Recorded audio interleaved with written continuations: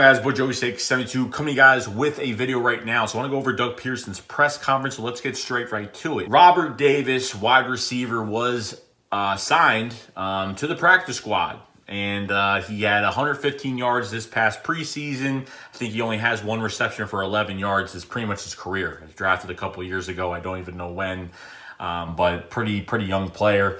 They brought in a wide receiver to the practice squad, so I don't know really what to get out of that, but, I mean, it is what it is. I'm not going to bitch about it. Whatever they want to do, they could do. Doug actually talked about Jordan Howard, and you know what? Jordan Howard could be trending to a way where he is going to get a lot more carries during the game. Miles Sanders didn't really do a great job in this last game, but the offensive line didn't do a good job either, okay? The offense was very sloppy against the New York Jets, and they're lucky they were playing the New York Jets, okay? Miles Sanders ran east and west plays a few times. He had that nice 30-yard reception up the sideline for a nice pass. But other than that, he really didn't have a good game. He had one little good run up the middle for maybe 8-9 yards, something like that. But other than that, Jordan Howard was pretty much running the show, okay? I'd like to keep the ball out of Darren Sproles' hands. He has a quad injury right now. Probably won't be back till the Dallas game, most likely, but he is day-to-day. Having Darren Sproles in the backfield, it does things for you. I think it does. It brings him some attention, but at the same time, we don't need to put the ball in his hands. Okay, against Green Bay, he was on the field about 2 to 3 times in the backfield. Really didn't need to use him at all, that much whatsoever.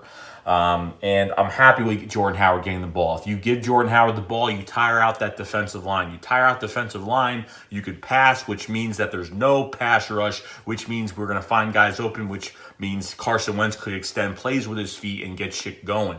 Okay, so that's something to really look forward to. So if Jordan Howard gets the ball a lot more, I'm going to be happy. Desean Jackson was another question. Now, I thought that maybe, and a few other Eagles fans that I've known that are kind of talk about this, that this could be a sports hernia that Desean Jackson does have. But apparently it's just some abdominal thing, nothing crazy.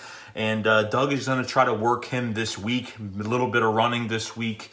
So they're being extra careful. But Desean Jackson will be back by the Dallas Cowboys game in a couple weeks. We've really been missing Desean Jackson, that deep threat ability that he does have, and it's really been lacking.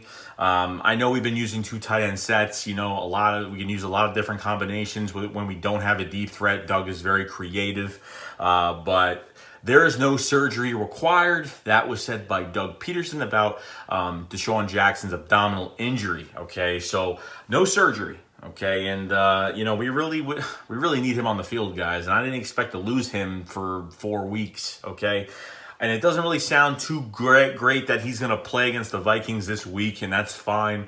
I think the Eagles could win this game against the Vikings this week.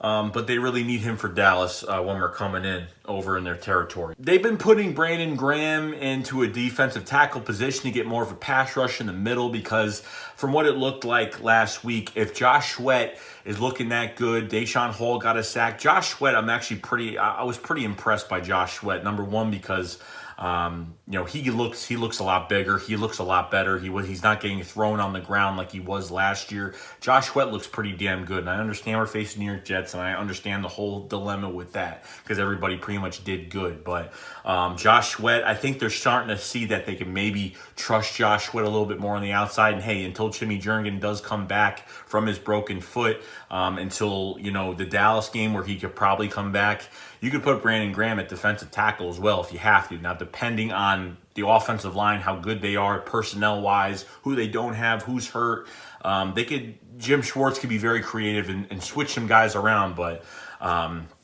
Doug Peterson said that that's been working a lot, and they tried it this game, and it worked tremendously, because Brandon Graham against a guard is pretty much, it's a mismatch, and Brandon Graham can overtake guards like it's nothing. So it's very, very good. He's very fast getting by his guy and doing his thing. So other than that, that's really it, guys. That's what I got. So look for Wednesday at 10:30.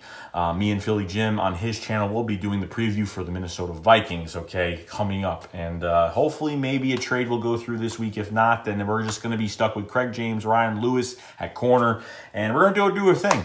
Other than that, guys, please leave a like for this video. I never really asked, but I want to see how many likes we can actually get on the video. It would be really cool. And I'll see you guys later. So shakes got up, fly, let's fly.